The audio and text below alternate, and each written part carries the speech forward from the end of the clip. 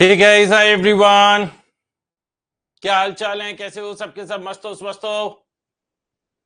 Good morning, आदाब, नमस्कार, Sat Sri Akal and I welcome you all to one more lecture number 9 of this GST regular batch. अभी हम chapter number 2 पर ही हैं guys, और आज हमें करना है शेड्यूल 2।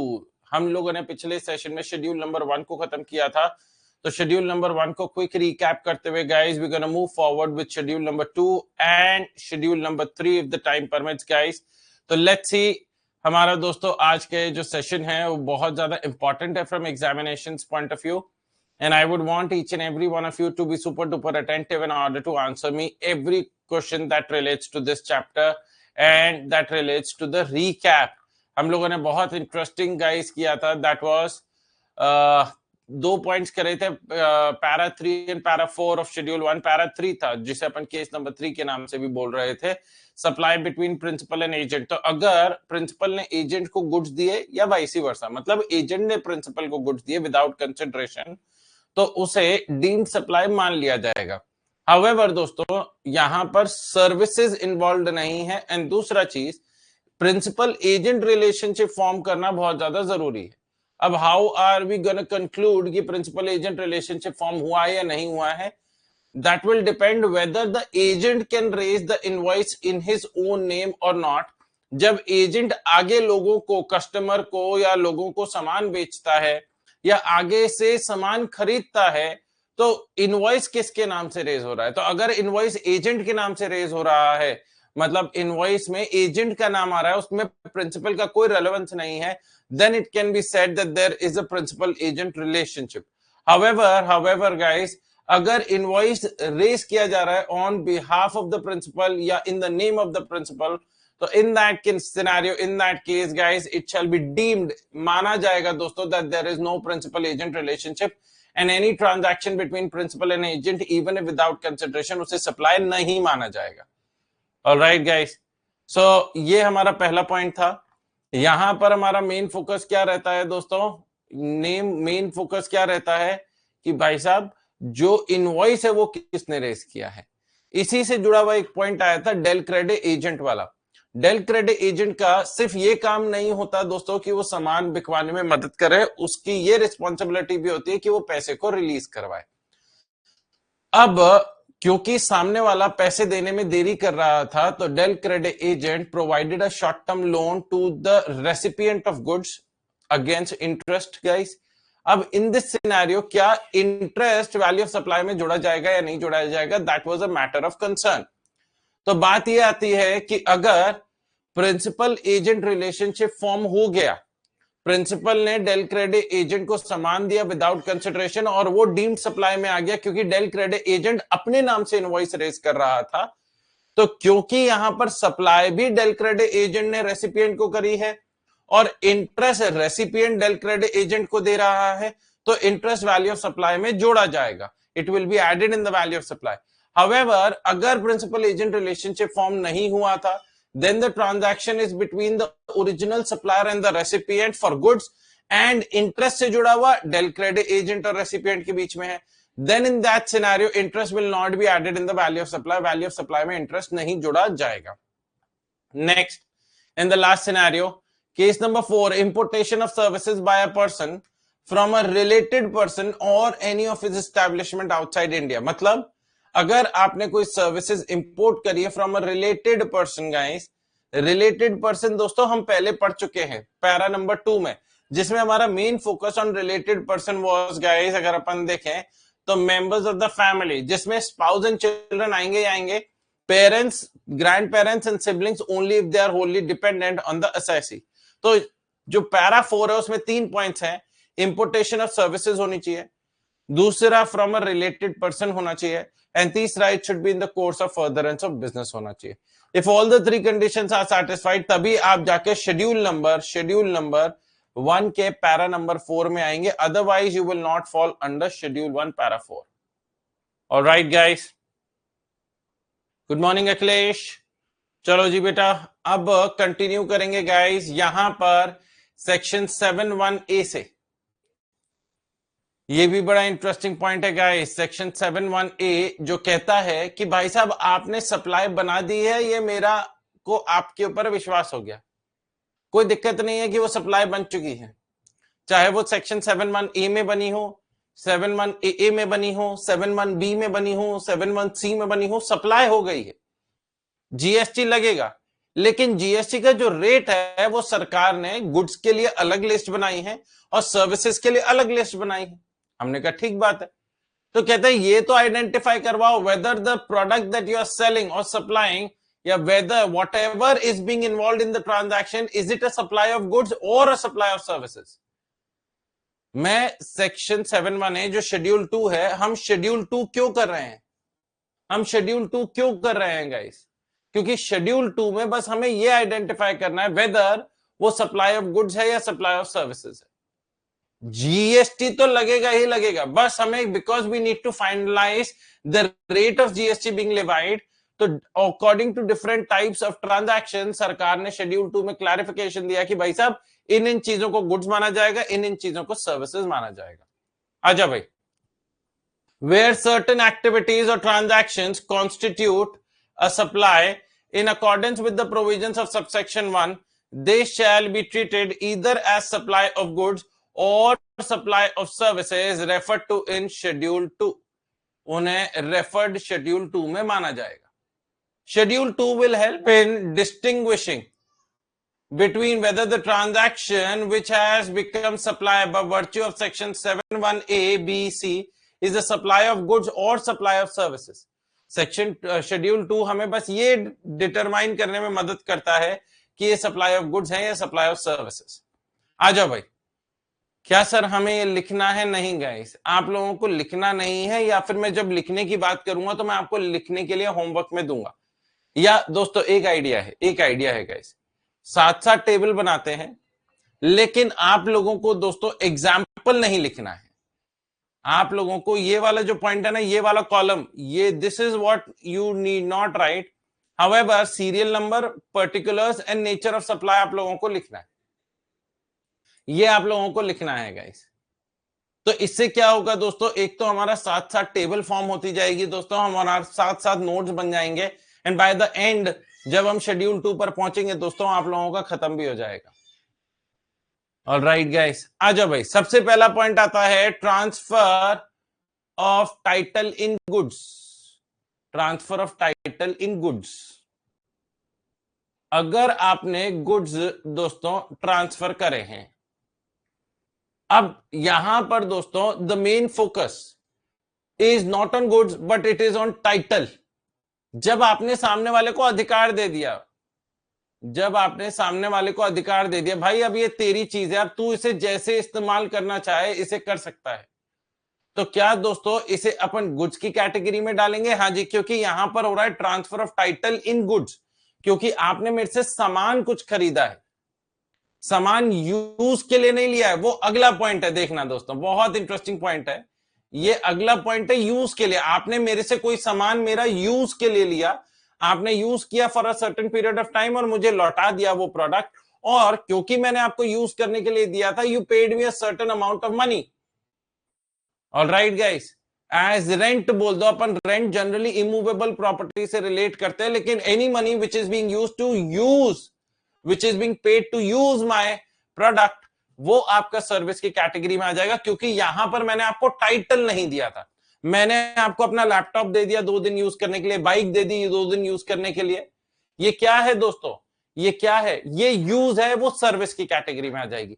लेकिन अगर मैंने आपको बाइक बेच दी, मैंने आपको बाइक बेच दी, मैंने कहा भैया बाइक ले लो, 50,000 रुपए दे दो, आप मान गए, आपने 50,000 रुपए दे दिया, बाइक आपकी। अब आप बाइक से व्हीली करो, अब आप बाइक को दोस्तों उड़ा के ले जाओ, जैसे भी आप करो वो आपकी मर्जी है। ऑलराइट, तो transfer of title in goods, कहते हैं Rohit sells water bottles to customers, ये गुड्स हैं। Next, right undivided share in goods without the transfer of title. Right undivided share in goods without the transfer of title. अब इधर देखना दोस्तों, यहां पर क्या लिखा है, राम श्याम को ओनर्स हैं एक गुड्स के, Ram has allowed Shyam to use his goods for a consideration. यहां पर ट्रांसफर नहीं किया, उसने यूज करने के लिए दिया है, ये आपकी सर्विसेज की कैटेगरी में आ गया। अब तीसरा वाला पॉइंट और इंटरेस्टिंग है, तीसरा वाला पॉइंट और इंटरेस्टिंग है गाइस, कहते हैं title in goods under an agreement that property shall pass at a future date. मतलब title in goods under an agreement कि आप इस प्रॉपर्टी के हकदार बनोगे at a later stage of time, जिसका सबसे अच्छा एग्जांपल है हायर परचेज। हायर परचेज में क्या होता है guys, you make a down payment, आप डाउन पेमेंट करते हो और आप दोस्तों कमिटमेंट कर देते हो कि भाई साहब आप ये सामान को इन इंस्टॉलमेंट्स आप धीरे धीरे पे करते रहोगे along with interest, right? And when you pay the last instalment then only you become the owner of the property, owner of the goods. At that, जब तक आपके इंस्टॉलमेंट चल रहे तब तक आप उसे यूज कर सकते हो, as long as you are not defaulting in making payment. जब जब आप पेमेंट करते जा रहे हो आप उसे यूज करते जा रहे हो। When you make the last payment, the final payment, you become the owner of that particular thing. चाहे वो बाइक हो, कार हो, कोई भी एसेट हो दोस्तों, कोई भी चीज। अब बात ये आती है कि ओनर आप बनते हो when you make the installment, वो भी आखिरी वाला, the last installment. However, invoice will be raised at the time when the goods are handed over to you. आपको सामान तो तभी दे दिया जाएगा ना दोस्तों। अब और सामान जब दिया जाता है तभी इनवॉइस रेस किया जाता है। तो इनवॉइस में रेट ऑफ जीएसटी कौन सा लगा है? तो सरकार ने कहा भरोसा करो। हमने कहा भाई किस चीज का भरोसा करें? कह रहे सामने वाले का भरोसा करो कि वो टाइम से टाइम पेमेंट करेगा। इसी सामने वाला आपको कमिटमेंट देता है ना, हाँ अगर कमिटमेंट से हट जाता है तो दोस्तों अपन अपनी चीज को वापस ले आते हैं, यही होता है कि नहीं? तो in that scenario, in that case guys, सरकार ने क्या बोला कि ये जो थर्ड सिनेरियो है इसमें हम विश्वास करेंगे that the recipient will make timely payment, he will become the owner of the property on making the last instalment. लेकिन because the invoice has to be raised on the date when the goods are being actually supplied, that is day 1, तो उस दिन invoice में से goods माना जाए services. सरकार ने कहा इसे गुड्स ही मानिए, क्योंकि हम ये मानते हुए चल रहे हैं कि सामने वाला टाइम से टाइम पेमेंट करके 6 महीने, 1 साल, 2 साल, जितना भी लंबे टर्म के लिए उसने वो लोन लिया है उतने टर्म के अंदर अंदर वो पेमेंट करता रहेगा। ऑलराइट, तो जो ये तीसरा पॉइंट लिखेंगे गाइस, आपको कैसे लिखना, आपको कैसे टेबल बनानी है? आपको टेबल बनानी है सीरियल नंबर दोस्तों, particulars and nature of supply.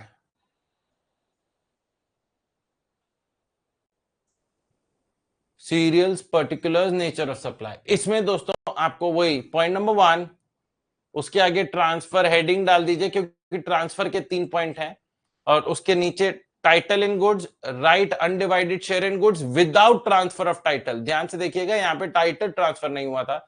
And last, title in goods under an agreement that property shall pass at a future date. ये 3 पॉइंट्स, और इनके आगे डायरेक्टली गुड्स, डायरेक्टली सर्विसेज और डायरेक्टली गुड्स। इसका example पढ़ते हैं। Star Electronics selling microwaves under hire purchase scheme where possession is given on down payment, possession down payment पे दे दिया जाता है, however title will pass only on the payment of last installment। लिखिएगा guys, everybody, I am giving you 1 minute to write it down. It's very very important that we write it down. The more we write it down the better it becomes।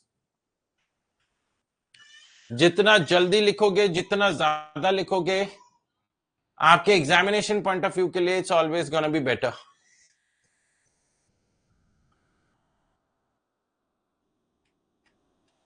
Everyone लिखा बच्चा party? आ जाओ, last 30 seconds लिखना सबको है। Example लिखने की जरूरत नहीं है, example is only for understanding and reading purposes. अभी तक दोस्तों 1 मार्कर में भी ऐसा क्वेश्चन पूछा नहीं गया है, जबकि ये इंस्टीट्यूट वाले आरटीपी एमटीपी में तो पूछ चुके हैं, लेकिन पीवाईक्यू में ऐसा क्वेश्चन नहीं आया है, क्योंकि ये तो बहुत ज्यादा आसान क्वेश्चन बन जाता है। An institute actually doesn't want to offer free marks. ये तो बिल्कुल वो ऐसे एक केस डालेंगे, पूछेंगे ये सप्लाई ऑफ गुड्स या सप्लाई ऑफ सर्विसेज, और आपको बस ये लिखना है सप्लाई ऑफ गुड्स या फिर supply of services as the case में भी, और 1 नंबर जेब के अंदर। तो अभी तक हमारे इंस्टीट्यूट ने नहीं पूछा है, but you just never know with the institute guys. Next दोस्तों, इसमें सेकेंड पॉइंट में हेडिंग डालेंगे लैंड एंड बिल्डिंग, और दोस्तों आप लोग लिखना चालू कर दीजिएगा। और लैंड एंड बिल्डिंग से ज्यादा मेरे को आपको दिमाग का बताने की जरूरत भी नहीं है। क्यों? क्योंकि आपको पता है land and building sir goods की डेफिनेशन में भी नहीं आता था। इफ यू गाइस रिमेंबर कि लैंड एंड बिल्डिंग गुड्स की डेफिनेशन में भी नहीं आता है, क्योंकि गुड्स की डेफिनेशन में it is only movable assets other than money and securities. लेकिन सर्विसेज की डेफिनेशन क्या बोली थी? Anything other than goods, money and securities. तो in this scenario, in this case guys, क्या करा जाएगा? ये जो लैंड एंड बिल्डिंग है, जो लैंड एंड बिल्डिंग है, they will automatically fall into the category of services. अब आप लैंड एंड बिल्डिंग को किस किस चीज के लिए दे सकते हैं? Lease, tenancy, easement, licence to occupy land, lease, letting out of building including a commercial, industrial या residential complex for business wholly या residential complex for business oblique commerce wholly और partly। तो ये आपके दोस्तों, ये आपके दो पॉइंट्स हैं, ये आपके दो पॉइंट्स हैं गाइस जो बिल्डिंग से जुड़े हुए हैं।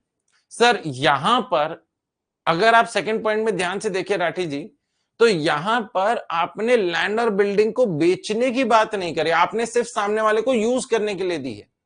करेक्ट। यहां पर देखो ये सब एक दूसरे के भाई भाई हैं, and nobody is gonna ask you in the examination hall what do you mean by lease, what do you mean by tenancy, what do you mean by easement, ऐसे कोई नहीं पूछने वाला है। तो लैंड एंड बिल्डिंग से use करी हुई चीजें दोस्तों, मैंने आपको लैंड दी जिस पर आप दोस्तों खेती बाड़ी कर रहे हैं और उसके लिए आप मुझे रेंट पे कर रहे हैं, दैट इज सर्विस। मैंने आपको बिल्डिंग दी, लेट आउट करा है दोस्तों, that is also a service. I have a residential building, एक घर है लेकिन उस घर में आपने अपना कोचिंग सेंटर खोल लिया या आपने अपना सीए फर्म खोल लिया, व्हाटएवर, आपने अपना क्लिनिक खोल लिया, तो that is also service. Everything which relates to land and building is service, no doubt about it. अब बात यह आती है कि सर आप सामने वाले को लैंड रेंट पे दो तो सर्विस है, बिल्डिंग रेंट पे दो तो सर्विस है, लेकिन अगर आपने लैंड बेच दी या बिल्डिंग बेच दी फिर क्या होगा? चलो जी गाइस, ये एक बहुत लॉजिकल पॉइंट उठता है और अभी तक इंस्टीट्यूट का इससे जुड़ा हुआ क्वेश्चन नहीं आया है, लेकिन आएगा दोस्तों, आज नहीं तो कल गांठ बांध लो आएगा। और मैं पेपर सेटर होता तो अभी तक पूछ चुका होता, क्योंकि बड़ा इंटरेस्टिंग और ट्रिकी पॉइंट है गाइस। अब इधर ध्यान से देखिएगा दोस्तों, सबसे पहले दोस्तों मैं बात कर रहा हूं लैंड की। ऑलराइट गाइस, अगर आप सामने वाले को लैंड यूज के लिए देते हैं, यूज के लिए देते हैं guys, and I am assumingly कि इसे चैप्टर नंबर 5 में स्पेसिफिकली एग्जेम्प्ट नहीं किया गया है, यूज करने के लिए देते हैं, तो इसे सप्लाई ऑफ सर्विस माना जाता है। सर्विस माना जाता है दोस्तों, GST is applicable, GST is applicable. Next, अगर आप दोस्तों लैंड को ट्रांसफर कर देते हैं, ट्रांसफर या इजी लैंग्वेज में बोलूं तो सोल्ड, आपने सेल करी है दोस्तों, सेल ऑफ लैंड, तो इन दैट केस दोस्तों ये आप सीखेंगे आने वाले टाइम में, शेड्यूल 3 में आता है। Schedule 3 is negative list, negative list, और मतलब it is not leviable to GST, इस पे जीएसटी नहीं लगता। सरकार ने कहा कि लैंड के बेचने पर, ध्यान से देखिएगा दोस्तों, आज मैं प्रैक्टिकली सारी चीजें बता रहा हूं आपको जो असल जिंदगी में आप फेस करेंगे। जब आप लैंड को बेचते हैं, ट्रांसफर करते हैं या सोल्ड करते हैं, तो इस पर दोस्तों एक टैक्स ऑलरेडी लगता है, जिसका नाम आप लोगों को शायद पता होना चाहिए या पता होगा, जिसका नाम है स्टैंप ड्यूटी। स्टैंप ड्यूटी, और एक और अमाउंट आप देते हैं दोस्तों, registration charges, registration charges guys, and this goes into the pocket of the state government. ये किसके पास जाता है दोस्तों? ये स्टेट गवर्नमेंट के पास जाता है।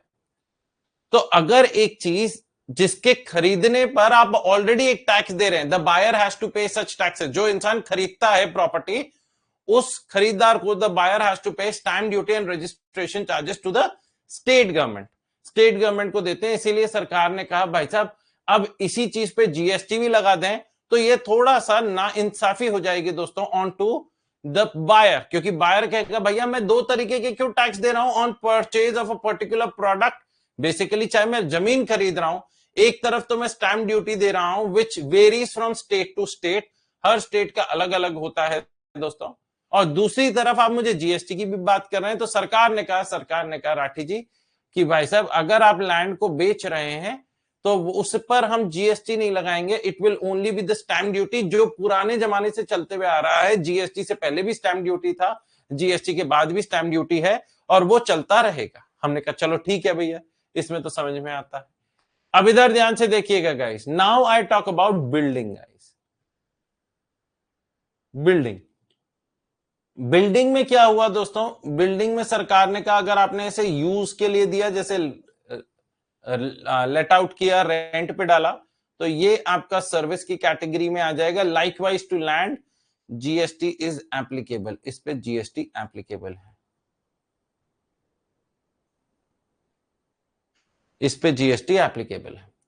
हाउएवर दोस्तों, अगर आप लैंड को बेच रहे हैं, सेल कर रहे हैं दोस्तों, अब इधर ध्यान से देखिएगा, अगर आप सेल कर रहे हैं तो सेल में सरकार ने दो क्राइटेरिया डाल दिए, एक पे जीएसटी लगाया, एक पे जीएसटी नहीं लगाया। ट्रांसफर कर रहे हैं, सेल बेच रहे हैं, तो सरकार ने कहा कि अगर आप ध्यान से देखिएगा गाइस, अगर आप फुल्ली फर्निश्ड एक बिल्डिंग जिसका कंप्लीशन सर्टिफिकेट ऑलरेडी इश्यू हो चुका है, मेरी बात ध्यान से सुनिएगा दोस्तों, एक पूरी रेडी बिल्डिंग है, ऑलरेडी बिल्डिंग बन चुकी है, आप गए बिल्डिंग को देखा, अच्छा ये फ्लैट ठीक लग रहा है, बाथरूम भी है दो अलग से, ठीक है, सब कुछ अच्छा है, और आपने खरीद लिया, तो उसे सरकार ने नेगेटिव लिस्ट में डाल दिया। लेकिन अगर आप अंडर कंस्ट्रक्शन बिल्डिंग खरीद रहे हैं, मेरी बात ध्यान से सुनिएगा, आप अगर अंडर कंस्ट्रक्शन बिल्डिंग खरीद रहे हैं, जिसमें आपने क्या किया कि जो बिल्डर्स होते हैं वो एक सैंपल फ्लैट बनाते हैं। सैंपल फ्लैट का मतलब क्या होता है दोस्तों, वो एक फ्लैट आपको दिखाते हैं कि आपका घर बनने के बाद कैसा लगेगा, जिसे बोलते हैं सैंपल फ्लैट।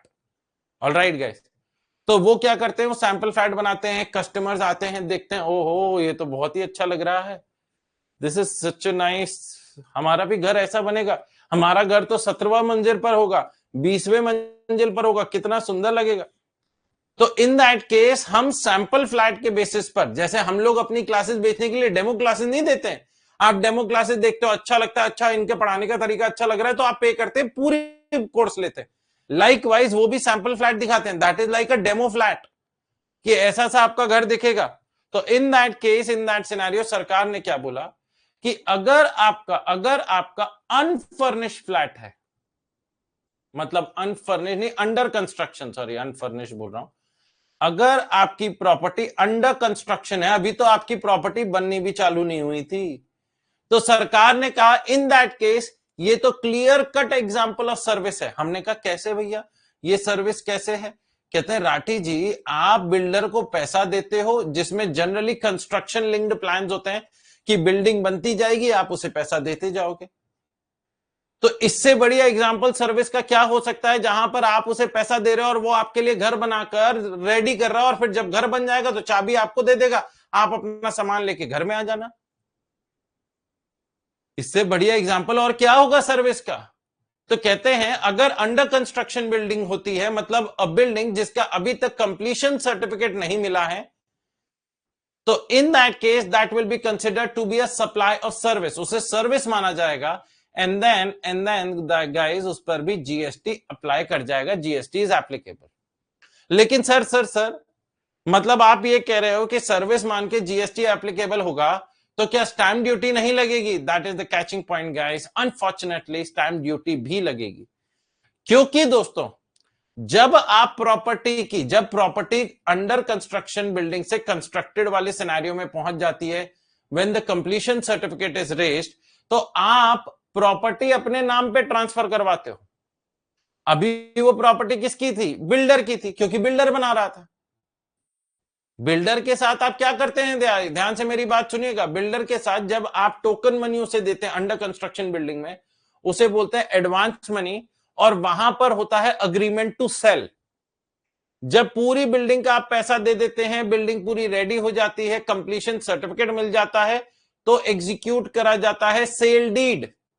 क्या एग्जीक्यूट करा जाता है दोस्तों? Sale deed. और जब सेल डीड एग्जीक्यूट होती है तब जाकर हम स्टैंप ड्यूटी देते हैं, क्योंकि सेल डीड में लिखा जाता है कि ये इंसान ने इस इंसान को ये प्रॉपर्टी बेची है, आप इस प्रॉपर्टी के ओनर बनोगे। ओनर बनने के बाद ही आप उस प्रॉपर्टी को आगे रेंट आउट कर सकते हो या आगे उसको बेच सकते हो। समझ में आया गाइस? बेसिकली ओनर जब बन जाओगे तभी तो आप उस पर हक जता सकते हो ना, उसे आगे ट्रांसफर कर सकते हो। तो सरकार ने कहा कि under construction building will be under both the taxation system. One, the GST will be made applicable, and secondly guys, under construction building में आपका दोस्तों जब कंप्लीशन सर्टिफिकेट मतलब जब when sale deed is executed, तो इसके ऊपर stamp duty plus registration charges are also applicable. Stamp duty और रजिस्ट्रेशन चार्जेस भी आपके ऊपर अप्लाई करेंगे। Is everyone clear about it? यहां तक क्लियर हुआ है तो do a thumbs up guys. यहां तक क्लियर हुआ है तो do a thumbs up. We move forward with the next point. अब दोस्तों नेक्स्ट आता है अगर अंडर कंस्ट्रक्शन बिल्डिंग होती है, नेक्स्ट आता है सॉरी जब कंस्ट्रक्टेड बिल्डिंग होती है, फुल्ली कंस्ट्रक्टेड बिल्डिंग मतलब when CC completion certificate is received. Completion certificate मिल गया है आपको और आपने अभी तक प्रॉपर्टी में 1 रुपया भी नहीं लगाया था। प्रॉपर्टी में 1 रुपया भी नहीं लगाया था, पूरी बिल्डिंग बनकर रेडी हो चुकी है। You have not invested even a single penny and now you are deciding to purchase a property और आपको ये प्रॉपर्टी पसंद आई है। तो in that case, in that scenario सरकार ने क्या बोला दोस्तों? फुल्ली कंस्ट्रक्टेड बिल्डिंग के केस में सरकार ने क्या बोला? When the completion certificate is received, तो इन दैट केस सरकार ने बोला भाई साहब ये आपका नेगेटिव लिस्ट में आएगा, नेगेटिव लिस्ट में आएगा क्योंकि यहां पर कोई सर्विस एलिमेंट नहीं है। यहां पर आपने बिल्डर से कोई सर्विस ली ही नहीं। आपने क्या बिल्डर से कोई सर्विस ली है? The answer to which is no. तो ये नेगेटिव लिस्ट में आएगा दोस्तों। ये आपका शेड्यूल 3 में चला गया, शेड्यूल 3 में, एंड शेड्यूल 3 में नो जीएसटी, नो जीएसटी, कोई भी जीएसटी अप्लाई नहीं करेगा। Is everyone clear about it? Is everyone clear about it guys? यहां तक क्लियर हुआ है तो मेरे को सारा पॉइंट समझाइए गाइस, क्योंकि मैं इससे जुड़ा हुआ अब लैंड एंड बिल्डिंग से जुड़ा हुआ एक आगे नोट पहले पढ़ाने वाला हूं, क्योंकि हमारी यहां पर लैंड एंड बिल्डिंग से जुड़ी हुई बात हो रही थी, इसीलिए I just want to convey to you every possible thing. Okay, Akhilesh ने कर दिया है थम्स अप, सारे बच्चे कर रहे हैं थम्स अप गाइस। आ जाओ भैया, अपन चलते हैं। ये देखो, renting of immovable property service, rent पे दे रहे हैं, ट्रांसफर नहीं करी, service. Now 5B, entry number 5B, construction of complex building और सिविल स्ट्रक्चर।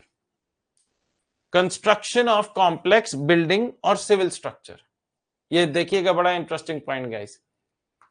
कहते हैं DLF builders has constructed a residential society for agreed consideration of 2 crore rupees per unit, 50 lakh per unit were received before issuance of completion certificate and the balance after the completion. Now guys, sir इसमें कुछ amount तो पहले receive हो गया है, completion certificate मिलने से पहले वाला। लेट्स से सर 2 करोड़ की total value of the building थी, बिल्डिंग की वैल्यू टोटल 2 करोड़ थी, जिसमें से 50 लाख रुपए, 50 लाख रुपीज ये आया, 50 लाख, और दूसरा आया 1.5 करोड़ रुपीस। ये है बिफोर कंप्लीशन, ये है before completion, before CC completion certificate, ये है after completion certificate, after completion certificate. Now my question to you guys is, ये 50 लाख पर आप सोच रहे होंगे सर जीएसटी लगेगा, जीएसटी लगेगा, और जो आफ्टर कंप्लीशन वाला है इस पर नो जीएसटी, इस पर नो जीएसटी। तो in this scenario, in this case what should be the correct answer? नहीं, पहले वाले पे भी जीएसटी है और दूसरे वाले पर भी जीएसटी है। सरकार ने क्लैरिटी दी है इस पर। आपने अगर कंप्लीशन सर्टिफिकेट मिलने से पहले 1 रुपया भी दे दिया, then GST will be leviable on the total value, on the total transaction value, on the total value of the house. सिर्फ उस अमाउंट पे जीएसटी नहीं लगेगा जो बिफोर कंप्लीशन सर्टिफिकेट है, टोटल वैल्यू पर जीएसटी लगेगा, क्योंकि यहां पर नॉर्मली ऐसे ही होता है कि आपने पैसा दिया, सामने वाले ने काम किया, आपने फिर पैसा दिया, सामने वाले ने और काम किया, सामने वाले ने कंस्ट्रक्शन कंप्लीट कर दिया, आपने आके चेक किया, अच्छा भैया सब ठीक है, आपने फाइनल पेमेंट कर दी, तभी वो आपको चाबी हैंड ओवर करेगा, नहीं तो वो हैंड ओवर नहीं करेगा। कह रहा भैया देख लो, चेक कर लो, कोई कमी पेशी लग रही है तो हम ठीक कर दें, रिपेयर वगैरह कर देंगे, लेकिन एक बार चाबी हैंड ओवर हम तभी करेंगे जब आप हमें फुल एंड फाइनल पेमेंट कर देंगे। सही बात है कि नहीं? तो in that case, in that scenario सरकार ने क्या बोला? इन that case, in that scenario सरकार ने बोला कि अगर 1 रुपया भी, even a single Penney, if paid before the completion certificate is issued, in that case, in that scenario guys, GST will be levied on the total transaction value. अब इसी का आया एक्सेप्शन, इसी का आया एक्सेप्शन गाइस। मैं आप लोगों को लिखने के लिए टाइम दूंगा, इसलिए do not worry about it. Alright, आप लोगों को एग्जांपल्स नहीं लिखना होगा, लेकिन यहां पर अभी समझना बहुत ज्यादा जरूरी है। एक्सेप्शन कहते हैं where entire consideration has been received after issuance of completion certificate और after its first occupation whichever is earlier. Exception मतलब जिस पर जीएसटी नहीं लगेगा, जिस पर जीएसटी नहीं लगेगा। Where entire consideration, 100% consideration is received after issuance of completion certificate और after its first occupation whichever is earlier. ये दोस्तों असल जिंदगी में मैंने फील किया है। पता है क्यों? क्योंकि मैं जिस सोसाइटी में रह रहा हूं, इस सोसाइटी में मेरे फादर ने और मैंने जब डिसाइड किया कि इस सोसाइटी में घर खरीदना है, तो दोस्तों हम लोगों ने अंडर कंस्ट्रक्शन वाला लिया था, अंडर कंस्ट्रक्शन वाला, तो हमारे ऊपर जीएसटी लगा। अब होता क्या है दोस्तों, होता क्या है, जब बिल्डर कोई बिल्डिंग बनाता है, ध्यान से देखिएगा, ये बड़ी सी बिल्डिंग है ना गाइस, और उसमें अलग अलग फ्लोर्स हैं और फ्लोर पे अलग अलग फ्लैट्स हैं। ऑलराइट गाइस, नाउ होता क्या है दोस्तों, लेट्स से जब बिल्डिंग बनाई जा रही है तो मैं 3 फ्लैट को मार्क कर रहा हूं, 1 2 एंड 3। लेट्स से ये 3 फ्लैट्स अनसोल्ड रह गए, ये 3 फ्लैट्स क्या रह गए, अनसोल्ड रह गए। तो क्या दोस्तों बिल्डिंग बनाते वक्त बिल्डर बिल्डिंग नहीं बनाएगा इन तीनों फ्लैट्स की? बिल्डिंग तो एक साथ ही बनती है ना। ये तीनों के तीनों क्या रह गए, अनसोल्ड रह गए। जब बिल्डिंग बना रहा है तो वो ऐसा थोड़ी ना करेगा कि पहले ग्राउंड फ्लोर तीनों का बनाया क्योंकि तीनों बिक गए थे, फिर सेकंड फर्स्ट फ्लोर पर आते हुए बीच वाला, इधर वाला नहीं बिका था तो इधर वाले ही 2 बनाएगा, ऐसे तो नहीं करेगा ना। और सेकंड फ्लोर, ये इधर वाला जो सेकंड वाला मैंने मार्क किया, उसमें क्या बिल्डिंग ऐसे खड़ी कर देगा, बीच में हवा जा रही है, आ रही है, जा रही है? नहीं ना, बिल्डिंग तो वो एक बार में पूरी ही बनाता है। अब क्योंकि फ्लैट नंबर 1 2 एंड 3 अनसोल्ड थे, तो इन फ्लैट को बनाते वक्त जो पैसा लगा उसने अपनी जेब से लगाया, लेकिन बनाई तो बिल्डिंग ना कि भाई आगे बिक जाएगा। जब बिल्डिंग तैयार हो जाएगी, हो सकता है उस टाइम कोई बायर आया और देखे कि भैया बिल्डिंग अच्छी है तो उस टाइम खरीद सकता है। तो इन दिस सिनेरियो गाइस हुआ यूं कि ये जो बाकी फ्लैट्स है जिनके मैंने नंबरिंग नहीं करी है, उन पर तो सब पे जीएसटी लगा, इन सब पे जीएसटी लगा, जिनमें से हम भी एक थे। इन पे भी जीएसटी, इन पे भी जीएसटी, इन पे भी जीएसटी, क्योंकि ये सब अंडर कंस्ट्रक्शन वाले में थे। हाउएवर दोस्तों, वन ऑफ माय रिलेटिव, जब उन्होंने देखा कि बिल्डिंग अच्छी बन गई है, लोग भी अच्छे आके रहने लगे हैं, पास में अच्छी मार्केट है, सोसाइटीज हैं, it's a good residential property to invest in, उन्होंने इन्वेस्ट किया let's say in flat number 1। तो उनके ऊपर कोई भी जीएसटी का इंप्लीकेशन नहीं आया, नो जीएसटी। क्यों? क्योंकि तब तक कंप्लीशन सर्टिफिकेट मिल चुका था। कंप्लीशन सर्टिफिकेट मिलने के बाद ही लोग आके प्रॉपर्टी में रह सकते हैं। ऑक्यूपेशन सर्टिफिकेट भी होता है, कंप्लीशन सर्टिफिकेट भी होता है, जब ये मिल जाते हैं तभी जाकर लोग आके इस प्रॉपर्टी में रह सकते हैं। Everyone clear about it? Everybody understanding my point? आया ना? तो in this scenario, in this case हुआ यूं गाइस कि ये जो है मिस्टर विवेक, जैसे जो सेकंड एग्जांपल है, mister Vivek purchase a flat from Amrapali builders for a consideration of 70 lakhs. The whole amount was paid after the completion of the property. No GST in this case. This case falls in schedule number 3. All right, तो exception को हम फिर से पढ़ते हैं। कहते हैं where entire consideration has been received after issuance of completion certificate or after its first occupation, which ever is earlier, दोनों में से जो भी जल्दी हो जाएगा दोस्तों, उसके बाद अगर आपने प्रॉपर्टी की डील करी है तो उस पर जीएसटी नहीं लगेगा। सर ये सेकंड लाइन क्या लिखी है, आफ्टर इट्स फर्स्ट ऑक्यूपेशन, ये तो समझ में नहीं आया, मैं समझाता हूं, ध्यान से देखिएगा दोस्तों। ये एक बिल्डिंग है, ये एक बिल्डिंग है गाइस, जैसे इसी बिल्डिंग में एग्जांपल ले लेते हैं, और एक ये वाला फ्लैट है, ये वाला फ्लैट है दोस्तों, ये वाले फ्लैट की बात करते हैं जो T2 ने परचेज किया था। T2 ने एडवांस मनी दे दिया और T2 ने ये अपने नाम पर बुक करा लिया, T2 ने ये अपने नाम पर बुक करा लिया। T2 ने लेट्स से टोटल 1 करोड़ की प्रॉपर्टी थी, 1 करोड़ की प्रॉपर्टी थी, जिसमें से T2 अभी तक 30% 30 लाख रुपीस पे कर चुका है, और T2 के नाम पर क्या हो गया था, between the builder and T2 agreement to sale हो गया था, अग्रीमेंट टू सेल, जिसमें बिल्डर सेलर था और T2 हमारा परचेजर। ठीक है भैया, अब T2 को पैसों की जरूरत पड़ी, T2 ने कहा यार मेरे को तो पैसों की जरूरत है, नया घर मतलब इसमें 70 लाख रुपए मैं कहां से लगाऊंगा, मेरे को तो और पैसों की जरूरत है। तो what T2 did was, T2 ने ये वाली प्रॉपर्टी, ध्यान से देखिएगा, T2 ने ये वाली प्रॉपर्टी मिस्टर ए को बेच दी for a consideration of let's say 35 lakh. ध्यान से देखिएगा, क्योंकि प्रॉपर्टी की दाम धीरे धीरे बढ़ती जाती है, तो 35 लाख की मिस्टर ए को बेच दी। तो सरकार ने कहा क्योंकि इसका फर्स्ट ऑक्यूपेशन हो गया था, क्योंकि इसका फर्स्ट ऑक्यूपेशन हो गया था, कहीं ना कहीं बिल्डर ने तो T2 को दे दी थी ना ये फ्लैट, T2 के नाम बुक तो कर दिया था। तो इस 35 लाख पर, क्योंकि आफ्टर इट्स फर्स्ट ऑक्यूपेशन एक बार अगर किसी के नाम ये बिल्डिंग चढ़ गई अदर देन बिल्डर, क्योंकि बिल्डर के लिए एसेट नहीं है, बिल्डर के लिए तो स्टॉक है, तो ये 35 लाख रुपीस पर नो जीएसटी, 35 लाख रुपीस पर नो जीएसटी। अब मिस्टर ए को रिमेनिंग 70%, ध्यान से देखिएगा, मिस्टर ए को रिमेनिंग 70% तो बिल्डर को देने पड़ेंगे ना, रिमेनिंग 70% तो बिल्डर को देने पड़ेंगे, क्योंकि T2 ने तो 30% ही दिए थे। अब बिल्डर क्या करेगा, अपने बुक्स में T2 का नाम हटा के, T2 का नाम हटाकर यहां से मिस्टर ए का नाम लिख देगा, लेकिन अभी तक बिल्डर को 30% मिला है, बिल्डर तो 70% और चार्ज करेगा, हाँ जी करेगा, और क्योंकि ये तो अभी अंडर कंस्ट्रक्शन ही है, इस पर क्या जीएसटी है, हाँ जी इस पर जीएसटी।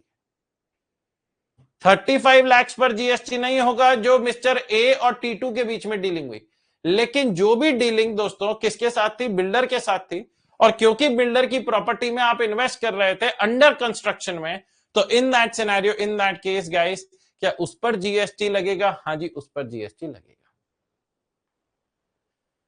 ऑलराइट गाइस, तो अभी ऊपर चलते हैं, क्योंकि अपन सिक्वेंशली लिख रहे थे, तो आप लोग लिखिए गाइस, एक ही पॉइंट लिख लीजिए, सुनो, lease tenancy easement licence to occupy land, या चलो लिख लो पूरा ही लिख लो एक बार को, क्योंकि ये अलग अलग तरीके से पूछा जा सकता है, और मैंने हर पॉइंट अब इससे जुड़ा हुआ आपको समझा दिया है, हर पॉइंट जो इससे जुड़ा हुआ है दोस्तों आपको समझा दिया है।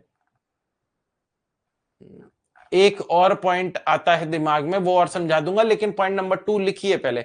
आई am giving you 40 seconds guys, 40 second दे रहा हूं, पॉइंट नंबर 2 लिखिए।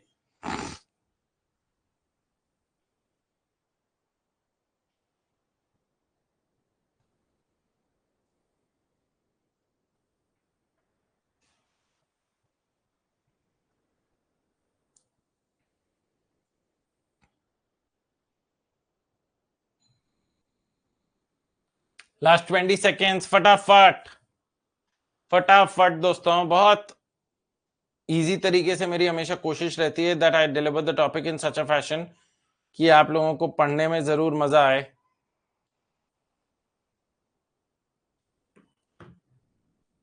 आ जाओ भाई, लिखा, everybody needs to write it down, no examples guys, example नहीं लिखने, एग्जाम्पल मैं रीड आउट कर देता हूं। Mister Alok lets out his land to mister Lokesh, guys let out किया है, बेचा नहीं है, नेगेटिव लिस्ट में नहीं आएगा।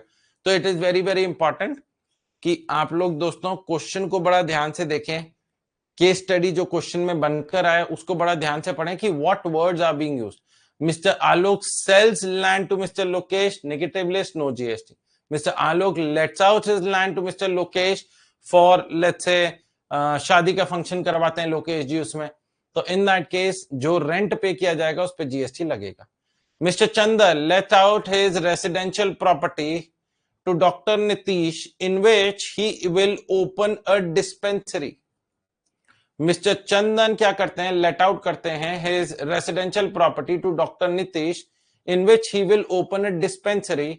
तो यहां पर लेट आउट हो रहा है of commercial property for non commercial purpose और फॉर नॉन रेसिडेंशियल पर्पस, मतलब लेटिंग out of residential property for commercial purpose हो रहा है, तो ये एग्जेम्प्टेड नहीं है, आप आने वाले चैप्टर में सीखेंगे भी, और इसे सप्लाई ऑफ सर्विस माना जाएगा। आ जाओ भाई next third point, treatment of process. Treatment of process, जहां आप सामने वाले के दिए हुए प्रोडक्ट पर कुछ काम करते हैं और फिर उसे वापस लौटा देते हैं, for which you charge a separate amount of money. बहुत सिंपल से एग्जांपल है दोस्तों। तो apply to another's person's good, another's person goods. Guys ये क्या है दोस्तों,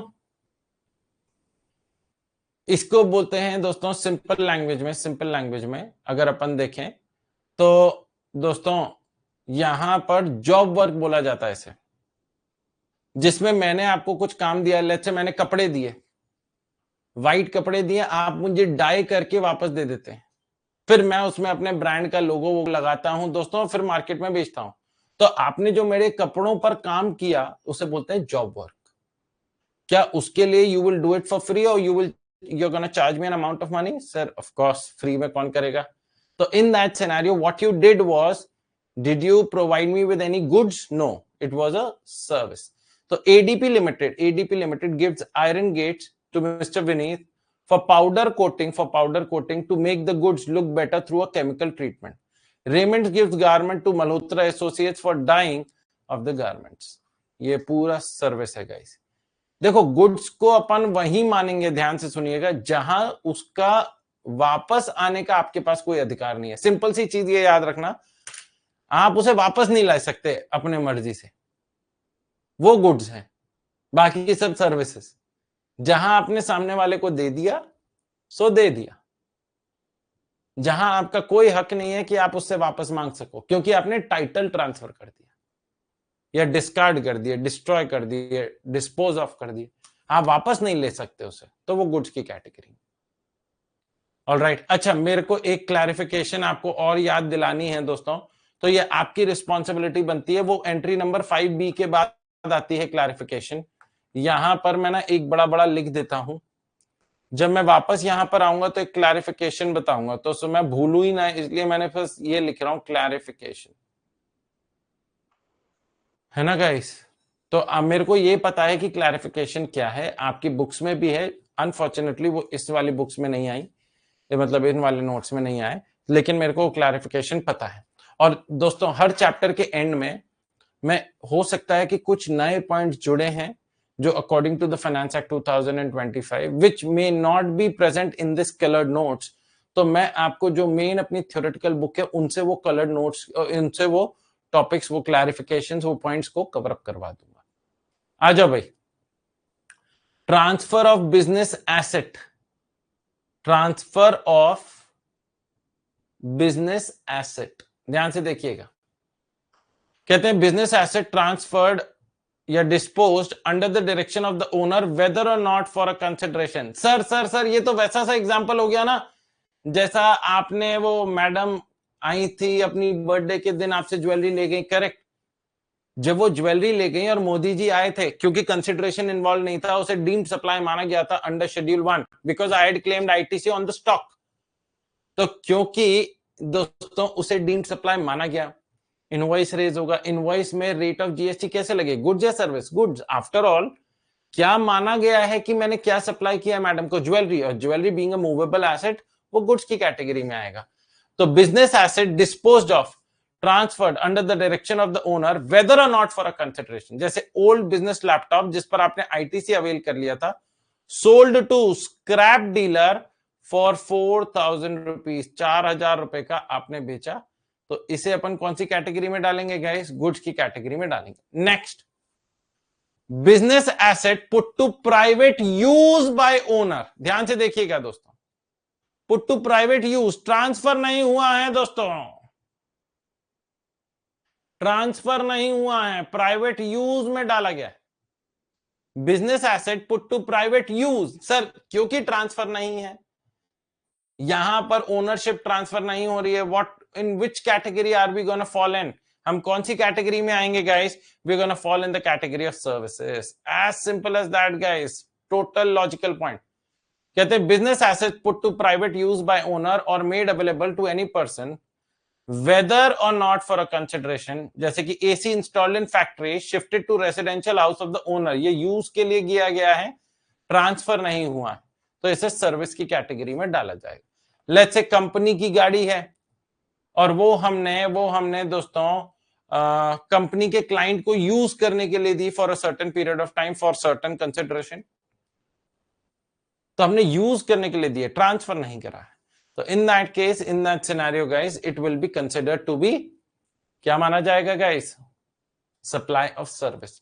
एज लॉन्ग एज, मैंने क्या रामबाण बताया दोस्तों, मैंने रामबाण क्या बताया आपको, रामबाण क्या है, सिंपल सा एक पॉइंट जिसका आपको ध्यान रखना है, वो क्या है, वो सिर्फ सर ये है कि अगर ट्रांसफर हो रहा है समथिंग जिसमें आप वापस नहीं ले सकते हैं, तो in that case that will be considered, उसे कंसिडर किया जाएगा एज, फटाफट बताइए गाइस, वापस नहीं ले सकते हैं सर्विस, वापस ले सकते हैं गुड्स।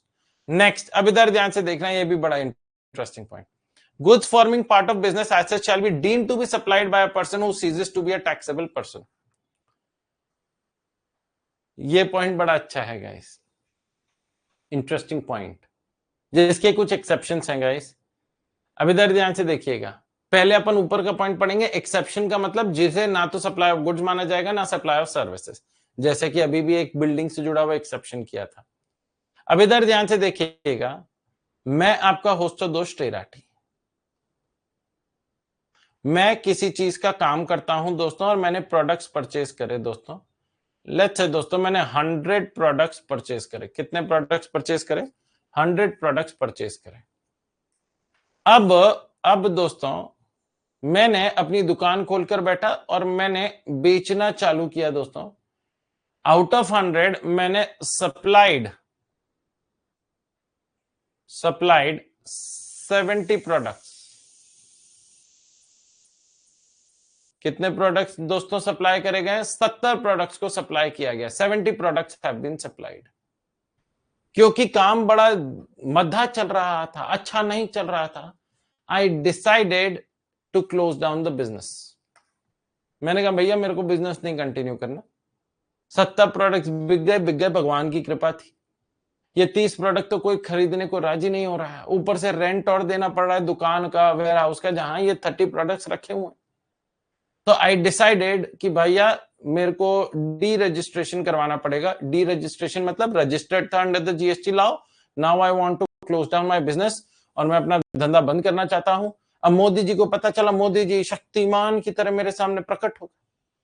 मोदी जी कहते हैं राठी जी क्या कर रहे हैं, मैंने कहा मोदी जी मेरे ग्रह ठीक नहीं है, अरे जिस चीज का बिजनेस कर रहा हूं ठप हो रहा है, चल नहीं रहा है, बहुत मुश्किल से 70 प्रोडक्ट बेचे हैं कस्टमर्स को बुद्धू बना बना के, ये 30 प्रोडक्ट तो कोई बुद्धू बनने के लिए रेडी नहीं है, खरीदने के लिए रेडी नहीं। कह रहे वो राठी जी ठीक है, आपकी दुकान आप जानो कब खोलनी है, कब बंद करनी है और कब परमानेंट बंद करनी।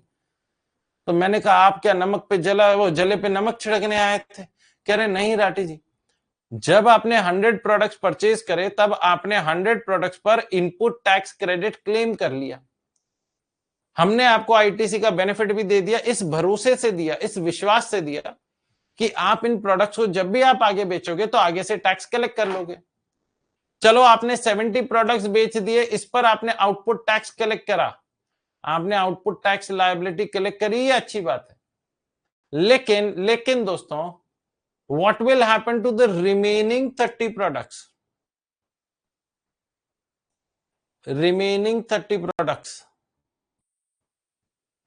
उसका क्या होगा दोस्तों, what will happen to the remaining 30 products?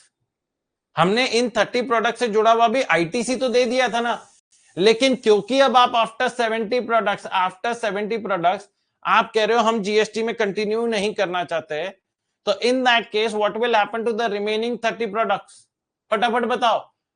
सरकार, हमने कहा भैया मोदी जी कान पकड़ के उठक बैठक लगा देते हैं, 30 प्रोडक्ट है 30 बार लगा देते हैं। कह रहे हैं उठक बैठक लगाने से मेरा पैसा थोड़ा निकलेगा। मैंने 100 प्रोडक्ट पर आईटीसी दे दिया, 100 प्रोडक्ट्स पर आईटीसी दे दिया। आपने 70 प्रोडक्ट पर ही आउटपुट टैक्स लायबिलिटी करी है।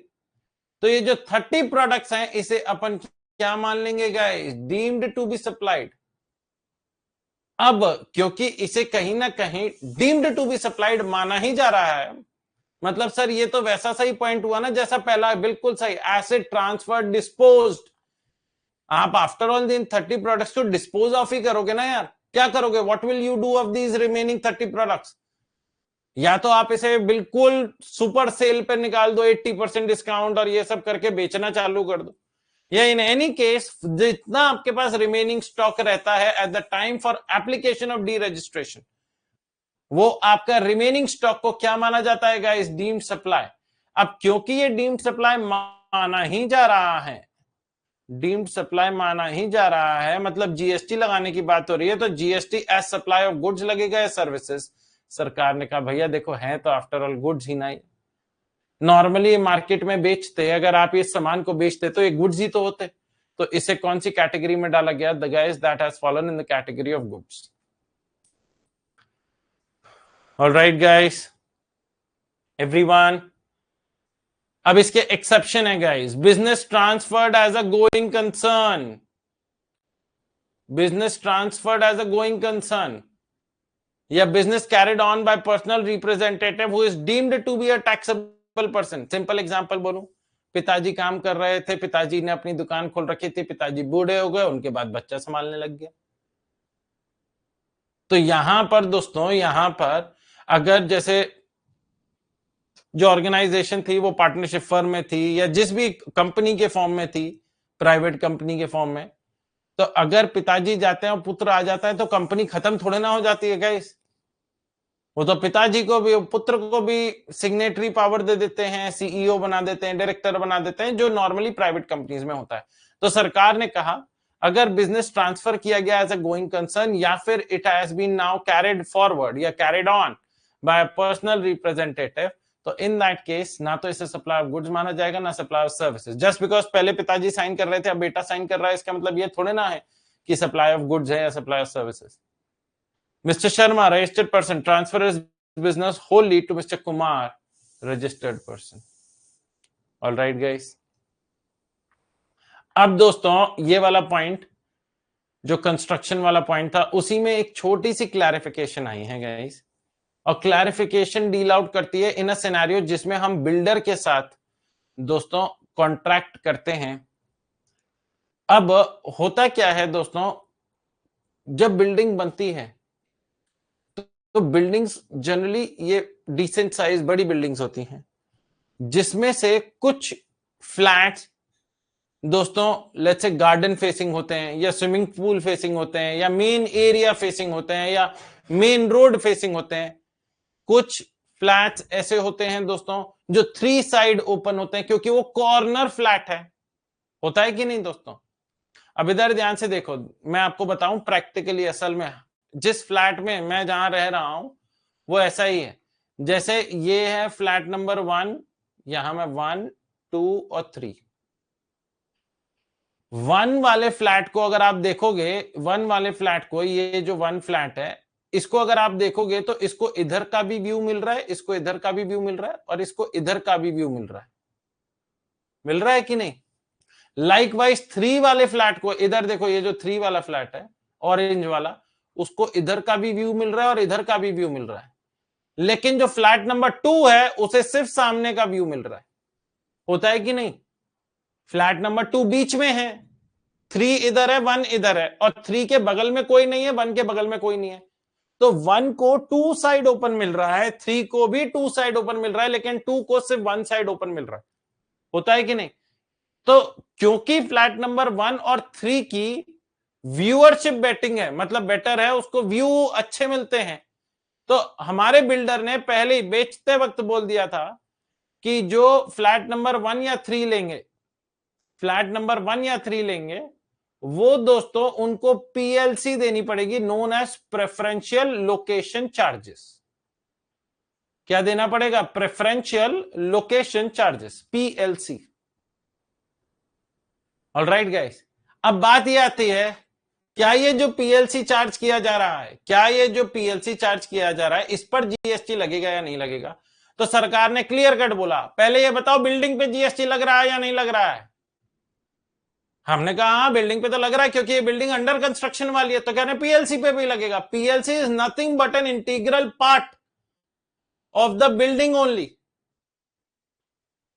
तो अगर बिल्डिंग पर जीएसटी लग रहा है तो पीएलसी पर भी जीएसटी लगेगा। और पीएलसी पे मतलब नॉर्मली दोस्तों इधर ध्यान से देखिएगा, अगर ये फ्लैट 1 करोड़ का था, 1 करोड़ का नॉर्मल फ्लैट था, तो इन्होंने कहा कि हम पीएलसी चार्ज करेंगे let's say at the rate 5%, let's say at the rate 5%।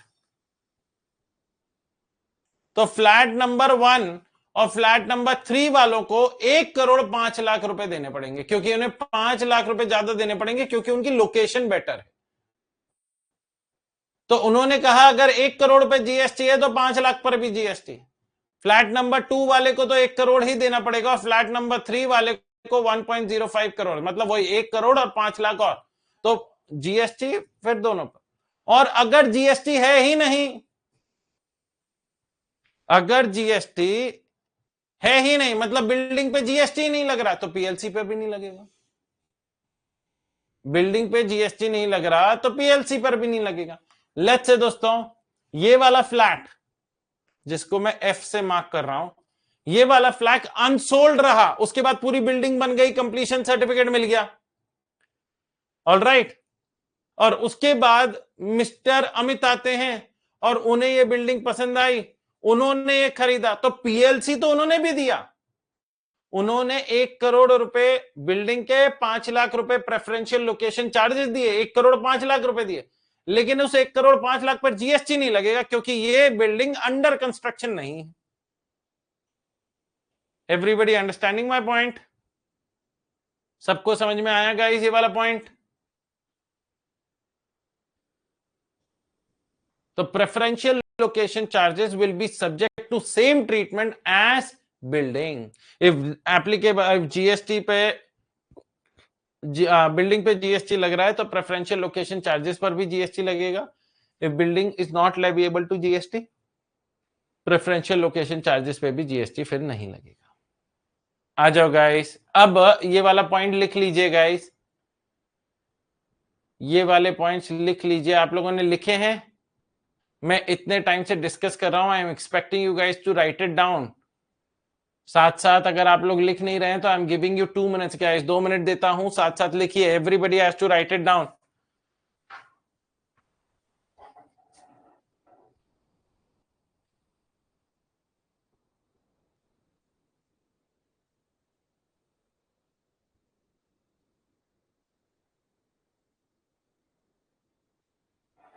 लिखिए गाइस, 2 मिनट्स।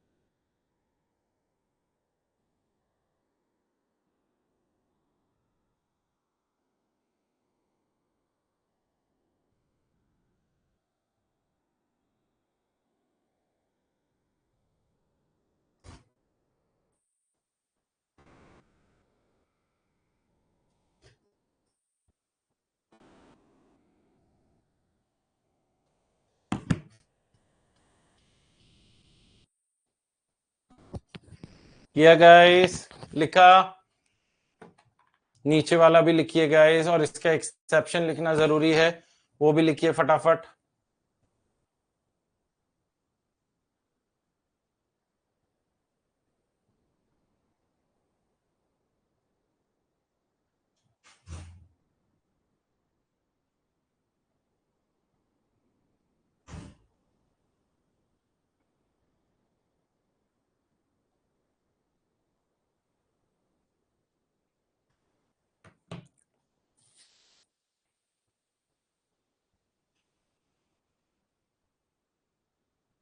चलो जी, last 30 seconds.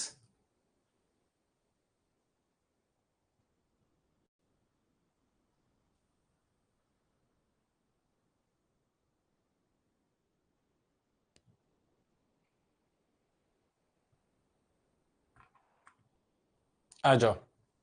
Next, temporary transfer और permitting use of IPR, intellectual property rights. Again guys, जैसे आईपीआर इज बेसिकली आपके patents, copyright, intangible assets जिसे अपन बोलते हैं, trademarks, आप इसे यूज करने के लिए दे रहे हैं, तो in that case that will fall in the category of services. उसे कौन सी कैटेगरी में डाला जाता है? सर्विसेज के लिए। लेट्स से दोस्तों, मैं सिंपल सा लैंग्वेज एक एग्जांपल दूं कि मैंने अपनी बुक का ट्रेडमार्क करवाया गाइस, और मैंने वो पब्लिशर के साथ शेयर किए, बुक के राइट शेयर करे कि भाई आप इस बुक को प्रिंट करके बेचिएगा और मुझे मेरी रॉयल्टी दीजिएगा। तो इन दैट केस क्या वो दोस्तों सर्विस की कैटेगरी में आएगा या गुड्स की? It will fall in the category of services. तो कहते हैं Nestle company shares their patent with Britannia for consideration on a temporary basis. Alright, next, development, design, programming, adaptation, customisation, enhancement etcetera of IT software. ये कौन सी category में आएगा दोस्तों? Again this is the type of services. IT software का आप upgradation कर रहे हैं, सर्विसेज हैं। Busy solutions provide GST software to companies for processing of returns and records, ये बिल्कुल सर्विस है। Next, agreeing to obligation to refrain from an act or to tolerate an act or to do an act। अगर आपको याद हो दोस्तों, इसका भी मैंने एक एग्जांपल लिया था जिसमें अखिलेश ने मेरे बगल में कोचिंग सेंटर खोल लिया था, मैंने उसे पैसे दिए थे to refrain from an act, वो काम ना करने के लिए, हाँ या ना? तो इन दैट केस सरकार ने क्या बोला था दोस्तों कि अगर आपका कोई कॉन्ट्रैक्चुअल अग्रीमेंट होता है दोस्तों, और कॉन्ट्रैक्चुअल अग्रीमेंट के तहत सामने वाला आपके जगह इलाके में सर्विसेज देने से मना कर देता है, for which you make a certain payment of money, उसे अपन सर्विस की कैटेगरी में डालेंगे। यहां आप सामने वाले को काम करने से रोक रहे हो।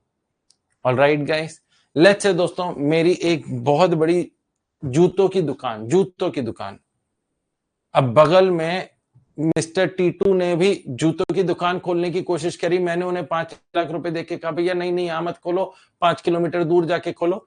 चाहे मैंने उसे रोका है गुड्स बेचने से, हाउएवर क्योंकि उसने मेरा ये ऑफर एक्सेप्ट कर लिया and he decided to open the shoe shop at any other place, it will still be a supply of service, क्योंकि मैंने उसे पैसा दिया for not carrying out any activity. Alright guys, इसमें दोस्तों एक चीज और भी आती है कि यहां पर अगर कोई कॉन्ट्रैक्ट होता है जिसके तहत सामने वाला आपके लिए काम नहीं करेगा या आपसे कंपटीशन नहीं करेगा, वो सप्लाई ऑफ सर्विस है। लेकिन अगर कोई कॉन्ट्रैक्ट नहीं होता है और फिर भी सामने वाले ने आपको कुछ पैसा दिया for not carrying out an activity, तो in that case, in that scenario उस पे जीएसटी नहीं लगेगा। अब कैसा है इसका एग्जांपल? लेट्स से मैं गाड़ी से जा रहा था और गाड़ी से आते आते बीच बीच में मैं फोन देख रहा था, मैंने सामने के बाइक वाले में थोड़ा सा ठोकर मार दी। अब बाइक वाला उतरा गुस्से में, ये क्या मतलब है, कहां ध्यान था आपका? मैंने कहा नहीं नहीं माफी चाहता हूं, नहीं नहीं मेरी पूरी हेडलाइट टूट गई, मेरी टेल लाइट टूट गई, मेरा इंडिकेटर खराब हो गया, ये सब। मैंने कहा अच्छा अच्छा। कहते मैं पुलिस को बुलाऊंगा, मैं एफआईआर करवाऊंगा। मैंने कहा अरे भैया कहां जा रहा है यार, छोटी सी चीज, कल छोटी सी चीज मेरी जान जा सकती थी। मैंने कहा रुक जाना भैया, मैंने जेब से 5,000 रुपए निकाल के दिए। मैंने कहा देखो भाई साहब, मैं माफी चाहता हूं, मेरी गलती थी, मैं मानता हूं, लेकिन ये 5,000 लीजिए, लेकिन एफआईआर का क्या चक्कर है, आप भी पुलिस कचहरी मामले में फंसेंगे, मैं भी फंसूंगा, होना जाना कुछ है नहीं, छोटी सी चीज है, जान हानि तो हुई नहीं है, मैं आपको 5,000 रुपए देता हूं, एफआईआर वगैरह मत करवाइए। तो इसमें क्या कोई हमारा कोई कॉन्ट्रैक्ट हुआ था पहले? नहीं, इसमें कोई कॉन्ट्रैक्ट नहीं हुआ था। तो ये दोस्तों इस पर कोई जीएसटी नहीं होता। It is not considered, it will not fall under the category of GST. तो ध्यान रखिएगा, अगर कोई रिफ्रेनिंग फ्रॉम एन एक्ट होता है जिसके लिए पहले कॉन्ट्रैक्ट फॉर्म हुआ and then the money flow करता है, तो उस पर जीएसटी लगेगा। All right guys, Sandeep, an architect, has prepared a plan of a new hotel for Taj Hotels and charged 25 lakh rupees for such services. Further, Taj Hotel Limited paid 6 lakh rupees to Sandeep to not share the similar drawings within the industry. मतलब ताज hotel से निकल के पता चले इतना अच्छा उसने print बनाया, वो ओबरॉय में भी चला गया, वो हयात में भी चला गया, वो आईटीसी में भी जाके बोल रहा है कि भैया ये देख लो। Such receipt of 6 lakh rupees is also subject to GST. तो ताज वालों ने कहा देखो 25 लाख रुपए तो तुमने जो हमारे लिए डिजाइन बनाया उनके लिए, और 6 लाख रुपए की डिजाइनिंग किसी और के साथ शेयर नहीं करोगे। तो द एंटायर 31 लाख रुपीज इस सिनेरियो में, इस एग्जांपल में दोस्तों सर्विस की कैटेगरी में आते हैं, क्योंकि जो आर्किटेक्ट सर्विसेज है, डिजाइनिंग सर्विसेज है, वो भी सर्विसेज है, और 6 लाख रुपए दिए गए for not carrying out an activity, वो भी एक सर्विस है। Bank charges an amount for not maintaining minimum balance in the account. आपका बैंक ने कहा भैया हमने बैंक अकाउंट खोल रखा है, लेकिन मिनिमम बैलेंस आपको एट एन एवरेज 25,000 या 10,000 अपने इसमें रखने, आपने वो नहीं रखे, तो क्या होगा in that scenario guys? Bank आपसे चार्जेस लेती है, उस पर जीएसटी लगता है। For not closing your account या for not freezing your account, security deposit forfeited in the event of cancellation of the tour package by the customer. ये देखो, आपने एक टूर करवाया दोस्तों, लेट्स से 5,000 रुपए दिए थे अपने ट्रैवल एजेंट को कि भैया ये बुक कर दो, मैं आपको रिमेनिंग पैसा दे देता हूं। इतने में घर में कोई प्रॉब्लम हो गई, आपने डिसाइड किया कि भैया मैं आगे नहीं जा सकता, तो उसने कहा भैया ये मैंने आपके जो करवाया है ट्रांजैक्शन, आपके लिए बुकिंग करवाई, उसके लिए पैसे लगते हैं, जो आपने 5,000 रुपए दिए हैं वो फोरफीट कर दिए गए हैं। तो क्या दोस्तों इट इज, यहां पर क्या इसे दोस्तों एक पैसा दिया जाएगा कि पैसा दिया है for not carrying out the contract? The answer is yes, and therefore will it be subject to GST? हाँ जी। अब बात ये आती है कि सर आपने तो 5,000 रुपए दिए थे, अब 5,000 के ऊपर आप जीएसटी थोड़े ना दोगे, तो 5,000 में इंक्लूडेड माना जाता है जीएसटी। क्या माना जाता है? 5,000 में इंक्लूडेड। लिखिए guys, point number 5C, 5D and 5E examples नहीं लिखने हैं, तीनों सर्विसेज हैं गाइस, तीनों सर्विसेज हैं। Temporary transfer of permitting use of आईपीआर्स,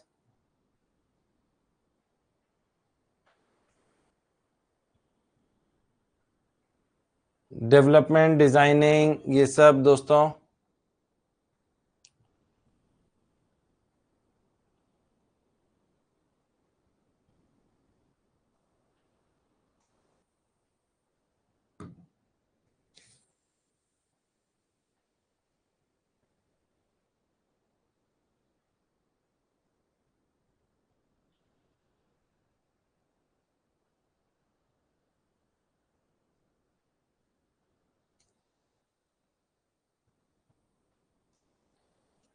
लिखा। मैं चाहता हूं दोस्तों, क्योंकि मैंने पहले देखा हुआ है, मैंने बच्चों को ये टेबल बनाने के लिए होमवर्क में दी है और आज तक वो होमवर्क कंप्लीट नहीं हुआ है, तो इसीलिए मैंने उस होमवर्क को इस बैच में क्लास वर्क में ही कन्वर्ट कर दिया। ज्यादातर बच्चे लिखते ही नहीं हैं, कहते हैं अरे समझ गए राठी जी, बढ़िया समझ में आया, आप कोई भी पॉइंट पूछ लो। बेटा आज आपको याद है, लेकिन आपका एग्जाम कल तो नहीं है, आपका तो एग्जाम आज से 6 महीने बाद, 7 महीने बाद, 4 महीने बाद, 10 महीने बाद है।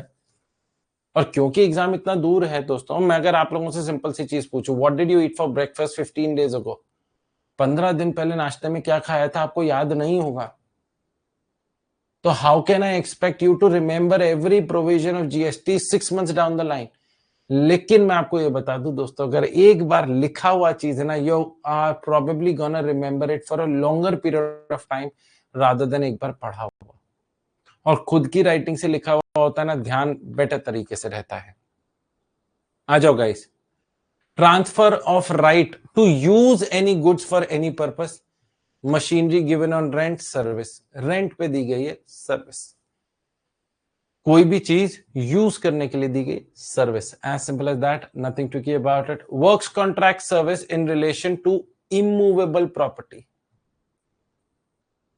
Works contract services in relation to immovable property, ये क्या है? So what do you mean by works contract? Works contract is basically a combination of both goods and services, जहां पर एक सिंगल अमाउंट चार्ज किया जाता है। लेट्स से दोस्तों, आज मुझे अपना ऑफिस को रिवैम्प करवाना है। ऑफिस में हर जगह सीलन लग रही है, दीमक लग रही है, खराब सा हो रहा था, रिपेयर करा करा के थक गए थे। तो मैंने क्या किया, मैंने एक इंटीरियर मिस्टर बंटी को हायर किया और बंटी जी से कहा, बंटी जी ये ना पूरा वुडन वर्क तोड़ के ना नया बनवाएंगे, पेंटिंग वेंटिंग लगवाएंगे, नया पेंट चढ़ेगा, नया पेंट का कोट डलेगा, आप मुझे पूरा का पूरा डिजाइन डेवलपमेंट सब पूरा का पूरा मेरे सामने पेश करिए कि आप कहाँ मेरा चेम्बर रखेंगे, कहाँ क्लासरूम होगा, कहाँ स्टूडियो रूम होगा, कहाँ रिसेप्शन होगा, किधर वॉशरूम जाएगा, किधर हम वाटर कूलर रखेंगे, सारी चीजें आपको पहले एक ब्लूप्रिंट बनाना होगा। उन्होंने कहा ठीक है जी। कहते हैं ब्लूप्रिंट और पूरे डिजाइनिंग का मैं आपसे 2 लाख रुपए चार्ज करूंगा और पूरा रिवैम्प का 5 लाख रुपए चार्ज करूंगा, जिसमें मेरे लेबर कॉस्ट भी आ जाएगी, जिसमें वुड वर्क भी आ जाएगा, जिसमें पेंट भी आ जाएंगे, सब कुछ हो जाएगा। मैंने कहा फेयर एनफ, डन डील। अब क्योंकि यहां पर बंटी भाई सिर्फ मेरे को फर्नीचर नहीं लाके दे रहे हैं, सिर्फ मेरे को पेंट खरीद के नहीं दे रहे हैं, he is also providing me with various types of services, labour services, architectural services, interior designing services, वो मेरे को सारी सर्विसेज दे रहे हैं in relation to revamping of my office या मेरा coaching centre, whatever you call it as. Now in that case guys, वो मेरे से 7 लाख रुपए चार्ज कर रहे हैं। अब इस पे जीएसटी लगाना है।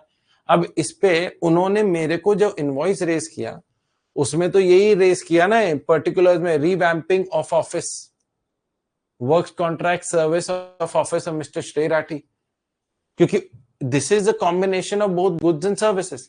नाउ इन दैट सिनेरियो मुझे बताइए क्या जीएसटी लगेगा या नहीं लगेगा? The answer to which is yes, GST लगेगा, लेकिन as a supply of goods, क्योंकि फर्नीचर भी था, पेंट भी था, या as a supply of service, interior designing थी, लेबर चार्जेस थे, तो सरकार ने उस पर क्लैरिटी दी, भैया देखो कंफ्यूजन मत करो, इसे एक सर्विस मानो, और सर्विस प्रोवाइड करने के लिए, सर्विस प्रोवाइड करते वक्त अगर उन्होंने कुछ वुडन वर्क या कुछ आपको गुड्स भी प्रोवाइड करें, तो क्योंकि वो इनवॉइस में सेपरेटली मेंशन तो नहीं थे ना, तो उसे सप्लाई ऑफ सर्विस ही मानी जाएगी। The entire contract will fall in the category of supply of services.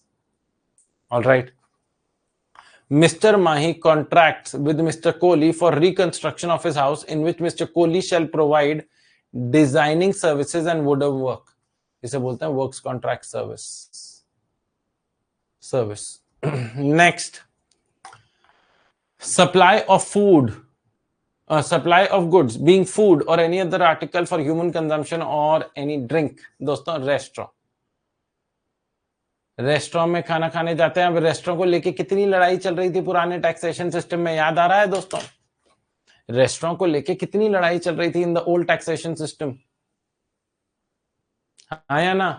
हाँ सर, बिल्कुल सही कह रहे हैं। तो इन दैट केस दोस्तों, रेस्टोरेंट कौन सी कैटेगरी में जाएगा? Restaurant will fall in the category of service. सरकार ने अब देखो, पुराने टैक्सेशन सिस्टम में इसे वैट और सर्विस दोनों बोला जाता था, क्योंकि वैट से जुड़ा हुआ टैक्स स्टेट गवर्नमेंट के पास जाता था और सर्विस से जुड़ा हुआ टैक्स सेंट्रल गवर्नमेंट के पास जाता था। लेकिन क्योंकि आज तो दोनों मिलकर ही लगाते हैं, तो उससे जुड़ा हुआ टैक्स किसके पास जाएगा गाइस? दोनों के पास ही जाएगा। तो सरकार ने कहा अब इस चीज को लेके, ये चीज को लेके लड़ाई नहीं है कि किसके पास टैक्स जाएगा, अब बस हमें यही बताना है कि रेस्टोरेंट को हम गुड्स माने या सर्विस। सरकार ने उसे फाइनली कैटेगराइज किया इन द कैटेगरी ऑफ सर्विस, क्योंकि सरकार का यह मानना है, देखो खाना आप घर पे भी खाते हो, ये बात सच है, जो फूड घर पे खाते हो वो वहां भी खाते हो, हाँ भैया वहां बेटर क्वालिटी शेफ बनाता है जिसको ज्यादा नॉलेज है, हाउएवर खाने की चीजें ही जा रही हैं, लेकिन you go to a restaurant to avail the service. आप घर पे खाना खुद बनाते हो, खुद खाते हो, रेस्टोरेंट में आपके लिए कोई बनाता है और आप खाते हो, उस पर फोकस दिया और इसीलिए सरकार ने सर्विस बोला। ऑलराइट गाइस, अब सर रेस्टोरेंट में तो वो पहले पनीर टिक्का के साथ हम एक आधा ड्रिंक भी लेते हैं, अल्कोहल, और उसके बाद मेन दाल मखनी, लच्छा पराठा वगैरह खाते हैं, मेन खाना। अब बताइए इन that case what will happen? Sir हम खाना भी खा रहे हैं और दारू भी पी रहे हैं, और दारू पर तो जीएसटी नहीं है, और दारू रेस्टोरेंट में पिया जा रहा है।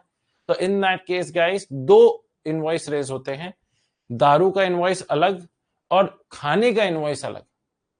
खाने के इनवॉइस पे जीएसटी और दारू के इनवॉइस पे जीएसटी नहीं लगेगा। दारू के इनवॉइस पे पुराना टैक्सेशन सिस्टम लगेगा, which is VAT. Alright guys, तो इधर देखिएगा, कहते हैं alcoholic liquor for human consumption is outside the ambit of VAT or outside the ambit of GST. Alcoholic liquor for human consumption is outside the scope of GST. However, therefore, alcohol served in a restaurant shall be separately charged and appropriate VAT shall be levied. दारू पर अलग GST लगेगा, दारू पर अलग VAT लगेगा, और restaurant पे जो खाना पीना किया है, मतलब इवन कॉकटेल्स, कॉकटेल्स होता है दोस्तों, एक होता है मोहितो, एक होता है virgin mojito. Virgin mojito is a mocktail जिसमें कोई भी अल्कोहल कंटेंट नहीं होता है, वो जीएसटी में चला जाएगा। और मोहितो जिसमें दोस्तों अल्कोहल कंटेंट डलता है, वोडका या जिन वगैरह जो भी डलती है, वो आपका दोस्तों that will go in the category of alcoholic liquor for human consumption. आप ऐसा नहीं बोल सकते राठी जी दारू में तो हमने जूस मिलाया था, सोडा मिलाया था, बर्फ मिलाई थी, अलग अलग चीजें मिलाई थी। नो, एक चीज अगर कॉकटेल अगर में अल्कोहल आ गया तो अल्कोहल के साथ जो सोडा आया, सोडा दिया उन्होंने, तो वो क्या आपको बिल में ऐसे चार्ज करते हैं? दारू 300 रुपए, सोडा 20 रुपए, बर्फ 5 रुपए, ऐसे चार्ज करते हैं? नहीं ना, वो तो कॉकटेल का चार्ज करते हैं। तो cocktail will form alcoholic liquor, उस पर आपका फिर old taxation law VAT will be made applicable. आ जाओ भाई next, supply of goods by an unincorporated association or body of persons to a member thereof। दोस्तों इसके बारे में हमारी चर्चा एक सेक्शन 7(1) में भी हुई दोस्तों, कि अगर कोई रेसिडेंट वेलफेयर एसोसिएशन अपने मेंबर्स को कुछ गुड्स या सर्विसेज देता है, उसे भी सप्लाई की कैटेगरी में माना जाएगा, because they will be consider to be two separate person, उन्हें दो अलग अलग इंसान माना जाएगा। लाइकवाइज यहां पर बोला है पॉइंट नंबर 7 में ही बोल दिया सप्लाई ऑफ गुड्स। तो अगर रेसिडेंट वेलफेयर एसोसिएशन अपने मेंबर्स को कुछ गुड्स दे रहा है at a nominal price, at a reduce price, at a discounted price, तो इन दैट केस उसे गुड्स की कैटेगरी में डाला जाएगा। कहते हैं resident welfare association of Saraswati society supplies air conditioner to its members at a concessional price. तो ये कौन सी कैटेगरी में आएगा? It will fall in the category of goods, ये गुड्स की कैटेगरी में आएगा। All right guys, supply of goods by an unincorporated association or body of persons to a member thereof। तो गाइस ये लिखिए guys, last 6A 6B and 7th point लिखिए, और उसके बाद अपन will head on to the last point of this schedule, schedule number 2 के last point पर आ जाएंगे। गाइस खटाखट करिए, 2 मिनट दे रहा हूं।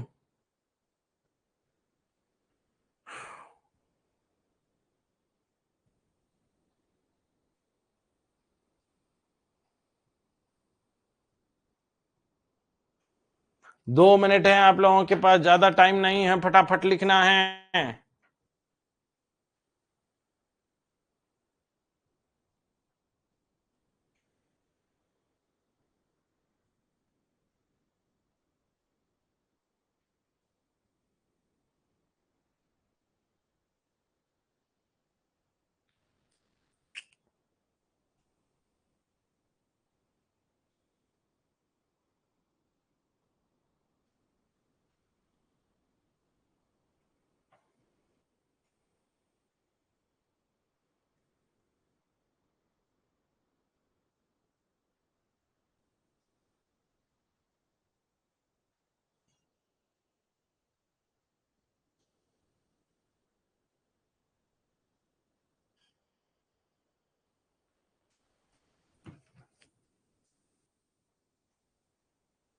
आ जाओ guys,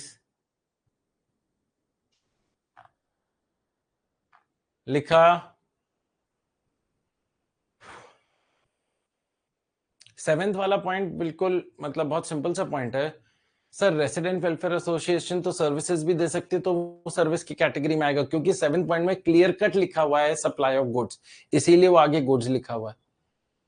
All right, there are many services also being provided by Resident Welfare Association to its members for which they charge maintenance charges. तो उस पे जीएसटी लगता है as supply of service. आ जाओ गाइस, क्लैरिफिकेशन आया दोस्तों। एक छोटा सा अच्छा पॉइंट है गाइस, कहते हैं pagdi system. Clarification from CBIC, pagdi system. ये क्या होता है दोस्तों? Pagdi system is a scenario in which the tenant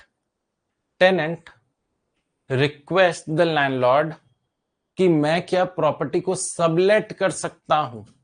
मैं एक एग्जांपल लूंगा, उसके थ्रू क्लैरिटी आएगी गाइस। बहुत अच्छा एक पॉइंट है, इधर ध्यान से देखिएगा। लेट्स से दोस्तों, ये ना मेरी बड़ी सी एक बिल्डिंग है, ठीक है ना, इसका ओनर हूं मैं श्रेय राठी। मैंने ये बड़ी सी बिल्डिंग लेट आउट कर दी let's say to mister A को लेट आउट करी है।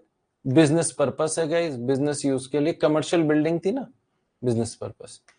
मिस्टर ए जो मुझे रेंट देते हैं गाइस, मिस्टर ए जो मुझे रेंट देते हैं, इस रेंट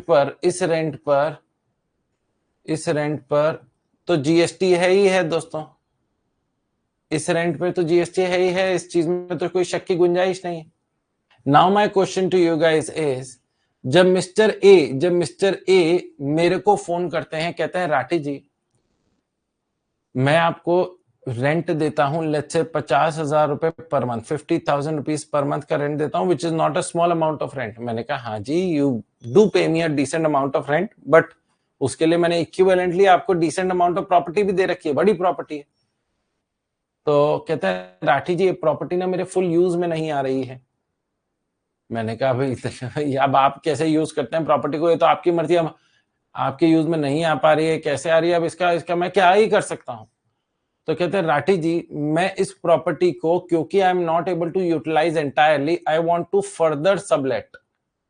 थोड़ा पोर्शन में तो मैं यूज कर रहा हूं, मैं थोड़ा सा सबलेट करूंगा यार। मैं आपको 50,000 रुपए पर मंथ दे रहा हूं रेंट का, लेकिन अभी ये मेरे पूरे काम नहीं आ रहा है। अरे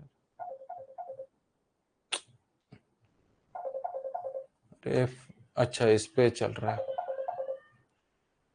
एक सेकेंड। हाँ जी गाइस, ये मेरे पूरे काम नहीं आ रहा है, सबलेट नहीं हो रहा है, मतलब सबलेट करना पड़ रहा है। तो in this scenario, in this case issue, वो शायद अप्रूवल आ गया होगा फ्रिज वाले का, मैं आ रहा हूं। हाँ जी गाइस, सबलेट कर रहा हूं, इधर ध्यान से देखिएगा। तो मैं थोड़ा बहुत तो रेंट रिकवर कर पाऊंगा। मैंने कहा नहीं भैया देखो, एक प्रॉपर्टी में 2 टेनेंट, फिर मेरे को कभी खाली करानी हो ना बहुत दिक्कत होती है, कभी आप मना कर रहे हो खाली करने से, कभी वो मना कर रहा है खाली करने से। तो in that case, in that scenario मैं इसे सबलेट करने से अलाउ नहीं कर सकता। तो मिस्टर ए ने मेरे को लालच दिया, कह रहे राठी जी देखो, ये जो मुझे सबलेट करेंगे ना, ये जब मैं सबलेट करूंगा तो मुझे करीब इसका 20,000 रुपए पर मंथ मिल जाएगा। ध्यान से सुनना राठी जी, 20,000 रुपए पर मंथ मिल जाएगा, जितना एरिया मैं सबलेट करना चाहता हूं। मैं इस 20,000 में से भी आपको 5,000 दे दूंगा, मतलब 50 तो मिल ही रहे हैं राठी जी। देखो 5 और 5,000 रुपीज पर मंथ और। तो in that case, in that scenario, क्या आप अब तो मुझे अलाउ कर देंगे? तो पगड़ी कब कहां पहनी जाती है दोस्तों, मेरी बात ध्यान से सुनो। पगड़ी पहनी जाती है सिर पे। पगड़ी कहां पहनी जाती है? सिर पे, हाँ या ना? तो in that scenario, in that case, सरकार ने क्या बोला गया कि over and above the rental of the property that you are receiving a certain more amount, because you are giving right to your tenant to sublet your property to someone else. तो उसे बोला जाता है पगड़ी system. तो क्या इसे भी, मतलब इन दीज 3 ट्रांजैक्शन, पहला ट्रांजैक्शन बिटवीन श्रेय राठी एंड मिस्टर ए जो टेनेंट है और 50,000 ये भी supply of service. Mister A to sub letter let's say mister X ये भी सप्लाई ऑफ सर्विस.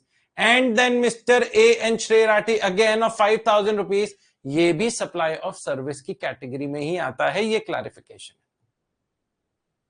कहते हैं transfer of tenancy rights. Tenancy right transfer कर रहा हूं मैं किसको? मिस्टर ए को कि भाई तुम इसे फर्दर लेट आउट कर सकते हो, क्योंकि जनरली टेनेंसी राइट सिर्फ ओनर के पास होता है. तो कहते हैं transfer of tenancy rights against tenancy premium is a supply of service. कहते हैं pagdi system. The tenant acquires tenancy rights in the property against payment of tenancy premium pagdi. The landlord may be the owner of the property, but the possession of the same lies with the tenant. The tenant pays periodic rent to the landlord as long as he occupies the property. The tenant also has the option to sell the tenancy right of the property to a new tenant, Mr. X, and in such case has to share a percentage of the proceeds with the original owner. Original owner के साथ उन्हें मेरे को एक certain percentage देना होगा of the sublet amount. Note grant of tenancy rights in a residential dwelling for use as residence. ध्यान दीजिएगा चैप्टर नंबर 5 में सीखेंगे.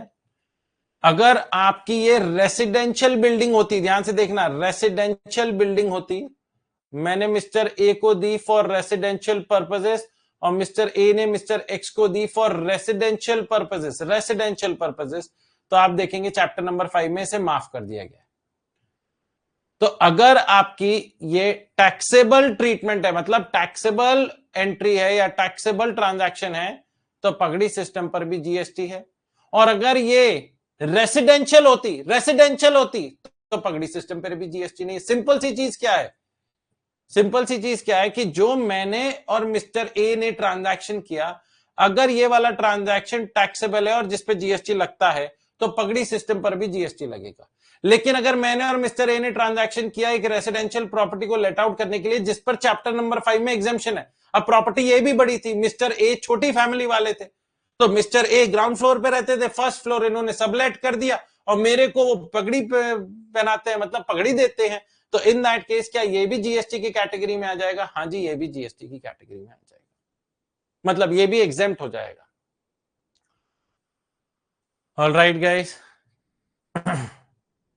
आ जाओ भाई. आप लोगों को इसमें कितना लिखना है? क्लैरिफिकेशन में क्या लिखना है दोस्तों? क्लैरिफिकेशन फॉर सीबीआईसी कहते हैं pagdi system is a that is transfer of tenancy rights against tenancy premium is a supply of service.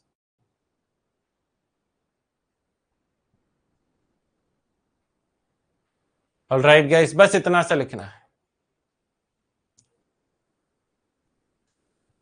आ जाओ भाई, अब कुछ करते हैं question number 1. State whether the following supplies would be treated as supply of goods और supply of services as per schedule 2. Renting of movable property, renting service. Goods forming part of business assets are disposed of under direction of person carrying on business without consideration. Sir, goods को आप transfer कर रहे हैं. Goods. Transfer of title in goods under an agreement which stipulates that property shall pass at a future date. Goods. Hire purchase वाला scenario. Outsourcing a particular product, particular process on a product. Outsourcing guys, job work, service. ये 1 marker question होते हैं दोस्तों. ऐसा question अभी तक नहीं आया है, आ सकता है 3 से 4 नंबर में आ सकता है. देना भी चाहिए, अभी तक तो दे देना चाहिए था. शेड्यूल 2 से जुड़ा हुआ, इन्होंने शेड्यूल 1 से जुड़ा हुआ क्वेश्चन पूछा हुआ है, शेड्यूल 3 से जुड़ा हुआ क्वेश्चन पूछा हुआ, शेड्यूल 2 से जुड़ा हुआ क्वेश्चन नहीं पूछा. एमटीपी आरटीबी में पूछ के खत्म कर देते हैं, उसके आगे पूछते नहीं है. पूछना चाहिए गाइस, पूछना चाहिए. आजा भाई, ये देखो सर्विस, गुड्स सर्विस. इधर देखिएगा. These are 1 mark for each case questions. Generally, the student is supposed to write whether the supply is supply of service or supply of goods straightforwardly without giving into detailed explanation. ये 1 marker होते हैं. अच्छा भाई, which of the following is not a supply of service? Question क्या पूछा गया, ध्यान से देखिएगा. इनमें से कौन सा सप्लाई ऑफ सर्विस नहीं है? वर्क्स कॉन्ट्रैक्ट, ये सप्लाई ऑफ सर्विस है. टेम्पररी ट्रांसफर ऑफ आईपीआर, ये है. Supply of goods by an unincorporated association, ये रहा. C is the correct answer. Divide right undivided share in goods without transfer of title. Title transfer करते हो तो goods की category में आते हैं, लेकिन अगर टाइटल ट्रांसफर नहीं किया तो गुड्स की कैटेगरी में नहीं आते। तो ये भी सर्विस है, मतलब A B and D service. हमसे पूछा गया इनमें से कौन सी सर्विस नहीं है, मतलब कौन से गुड्स हैं, तो C is the correct answer.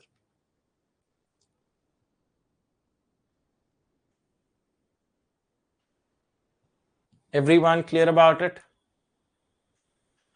समझ में आया गाइस? चलो जी, let us have a quick recap guys. आज का सेशन यहीं तक रखेंगे। शेड्यूल 3 खुद से 1.5-2 घंटे का है, तो वो तो आज हो नहीं सकता, कल शेड्यूल 3 करेंगे। आज हम लोगों ने शेड्यूल 2 किया। शेड्यूल 2 ने ये बताया कि ये सप्लाई ऑफ गुड्स है या सप्लाई ऑफ सर्विस। पहला, transfer of title in goods, लेकिन यूज के लिए दिया है सर्विसेज। टाइटल मिलेगा eight a later stage of time when you make the full payment, hire purchase, goods. Land और बिल्डिंग से जुड़ी हुई सारी चीजें services. Treatment of process, services. Transfer of business asset, अब आपने बिजनेस एसेट ट्रांसफर किया, डिस्पोज ऑफ किया, या फिर ट्रांसफर किया without consideration, with consideration goods, क्योंकि आफ्टर ऑल वो बिजनेस के एसेट्स थे। लेकिन अगर आपने यूज के लिए दिया, फिर वही सर्विसेज। अगर आप अपना बिजनेस को क्लोज डाउन कर रहे हैं, तो जो आपके पास रिमेनिंग अनसोल्ड स्टॉक है उससे जुड़ा हुआ डीम्ड सप्लाई माना जाएगा of goods. Exception going concern या अपने पर्सनल रिप्रेजेंटेटिव को ट्रांसफर कर रहे हैं तो उस पर जीएसटी नहीं लगता। Renting of immovable property, again immovable property से जुड़ा हुआ सर्विस।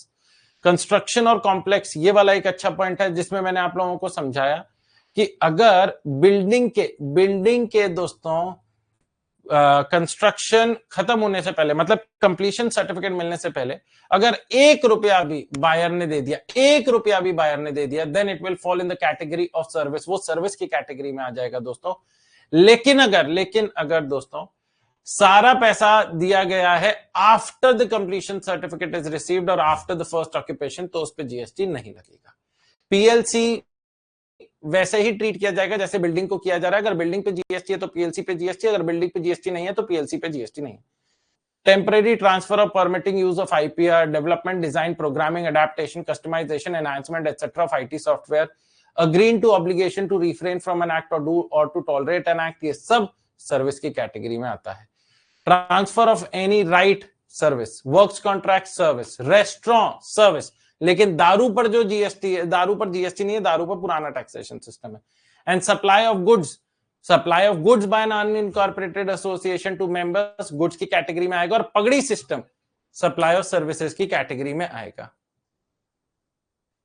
ऑलराइट गाइस, चलो जी, आज का सेशन यहीं तक। I hope you guys enjoyed the session. Schedule number 3 is what we gonna do tomorrow guys. Okay guys, तो मिलते हैं एक छोटे से ब्रेक के बाद। I hope you guys enjoyed the session.